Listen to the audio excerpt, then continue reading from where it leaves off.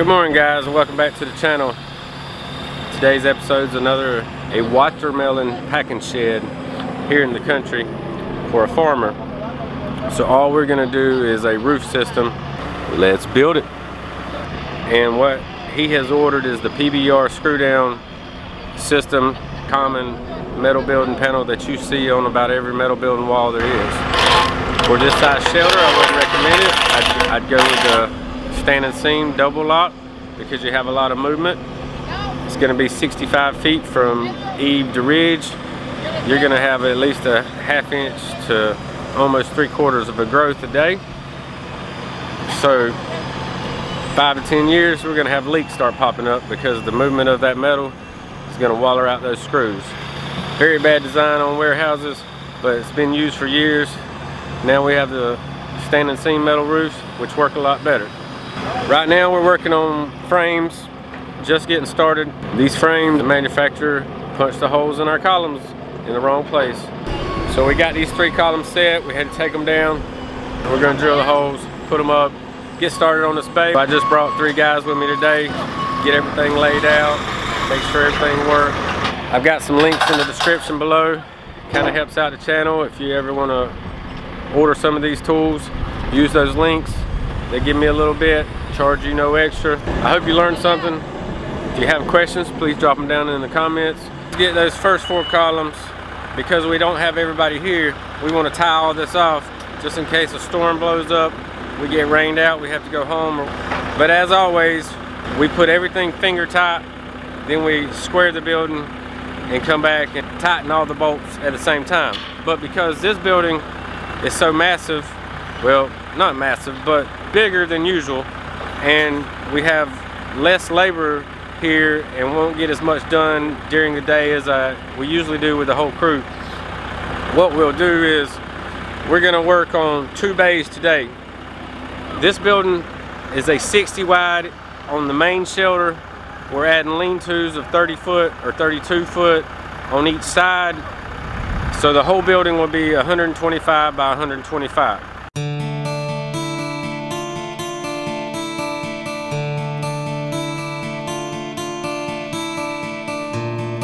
So we're back here today getting started on phase 2, and what we're going to do is work on the main shelter today.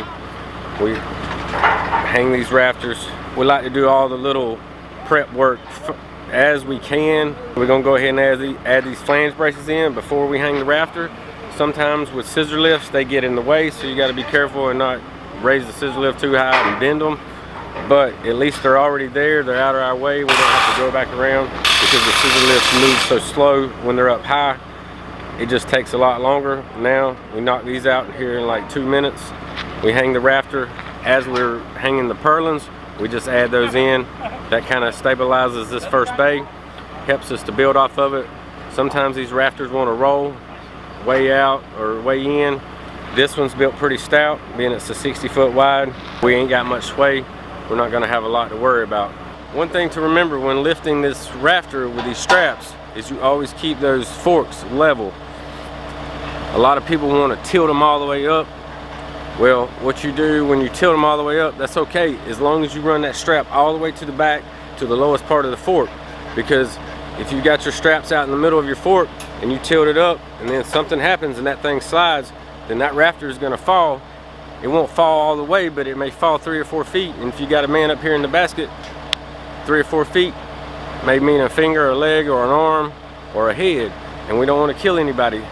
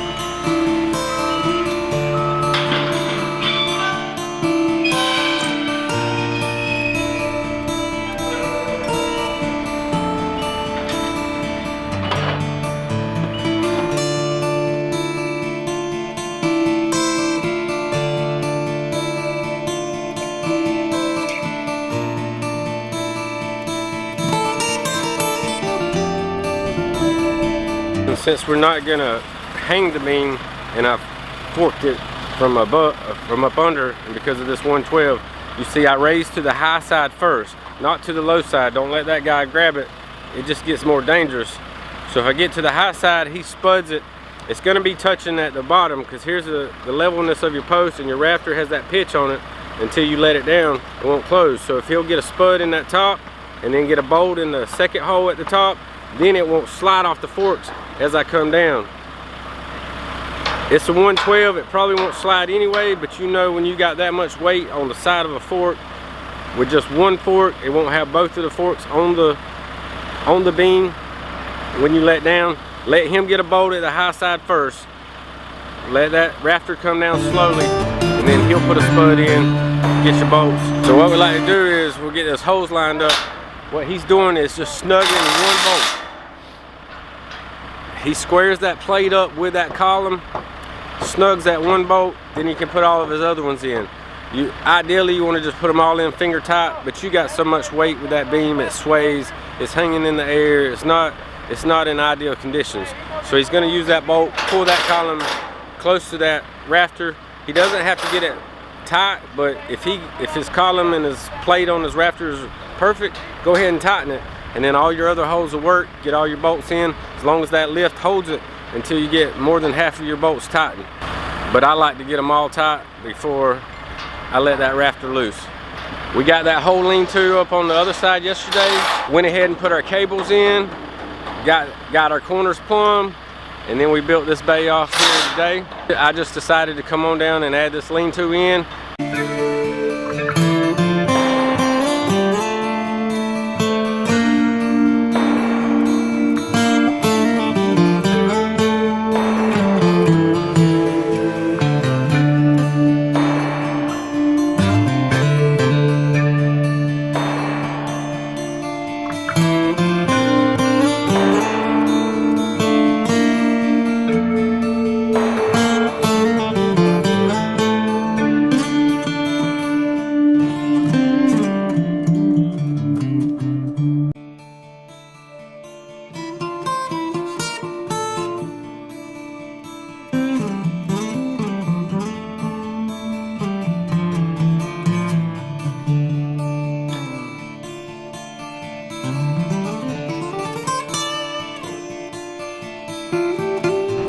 Back for day 3 on this 125 by 125. What we've got now is we've got all of our purlins up in our frames. My goal today is to get the frame square and the corners plumb. I got the plate level by Stabila, and this is 7-foot extendable to 12-foot. We've got this first lean-to that we installed the first day. We've got it square and plumb as we need it, so I hope that'll help us to build off of it. Now we're going to go back and tweak the middle main shelter part of it, the 60 by 125, and the other lean-to. We'll use those cables in the roof. We don't have cables in the walls because this is open shelter and the owner wants to access all bays. And we should have had a portal frame or a main frame, I mean a wind column throughout this structure, but it wasn't in the design, so all I can do is install it the way it was designed. So I'm going to use some temporary strapping for X's in the middle of the bays on the wall, or what would be the walls, and then I'll square my roof off of that. To get that roof to run square, I have to square this frame. And in the beginning of my career, and I had no teacher, what we would do is just make the roof line up with the structure, and I made a lot of mistakes, and it would show up in your roofing, and it especially shows up in your rake trims. So you want to have that roof square. What I found is that on my lean-to columns, each corner is leaning out and touching the line on the level, or not quite touching the line, almost, but they're almost touching the line the same amount, but they're leaning opposite ways. My center columns, I've got 4 that are perfectly plumb, and 2 of them are leaning one way. So what I'm going to do is I'm going to leave that alone, because one corner is exactly plumb and 3 of the other columns are exactly plumb. And if I move those off of plumb, then to get the other 2 plumb, then I'm just going to create a problem. So because we squared and plumbed that first lean-to that day, and now we built off of it, it's pretty much holding our other side where it needs to be. So I'm going to leave those alone, and now I'll start squaring my roof. Before we start tightening anything on those cables, we go around and make sure our hillside washers, and we like to call them a moon. It's just something the guys picked up. But we make sure all those hillside washers are in our holes correctly. They have a little catch on one side, so when you pull those cables, those threads on the eye bolt will be able to move freely, and you can tighten them up. If you do not have that hillside washer attached correctly or installed correctly, then your threads scrape the side of the holes in the beam. It'll wear those threads out, and then you'll have no luck in tightening the nut on the eye bolt. Got all of our columns and our corners plumb. Now we're going to start on squaring this roof. And I got back outside the building and looked at it, and they all look straight. But to be sure, and to keep those rake trims square with my panels, and to get my panels started right and square so I can do a layout and have those panels stay on a 3-foot interval, what we're doing is we're coming over here to the low eave side, putting a string from the eave all the way to the ridge. And what we done is we measured in 6 inches, and we're running that string on top of the purlins, and we're putting a block under them. That way the string doesn't touch any purlins in the middle. And we started with 6 inches because we got a 2-inch overhang with the purlins, and the rafter is 4 inches thick. That way I can walk down, and I mean, my man's gonna run down in the scissor lift and check it with a measuring tape, but I usually can look at it a lot faster than my guys can measure. So I done it at 6 inches. That way it should line up with the inside of that rafter frame, and then I can see what's happening. We've got 6 inches here on the low side eave. We went to the center main frame, and on top of that purlin we measured in 6 inches, but we didn't stop the string. We ran the string all the way to the ridge, measured in 6 inches. And I'm gonna pull and move this ridge in or out until I cross the 6-inch measurement that I have here, because I know these two, this column and that column is plumb, and I don't want to pull them in or out with the ridge. I want to move the ridge. The ridge is something I can't plumb off of. If I had walls on this building, usually I would have a column somewhere here, either in the center or 2 on each side, and then I could use my level to plumb those.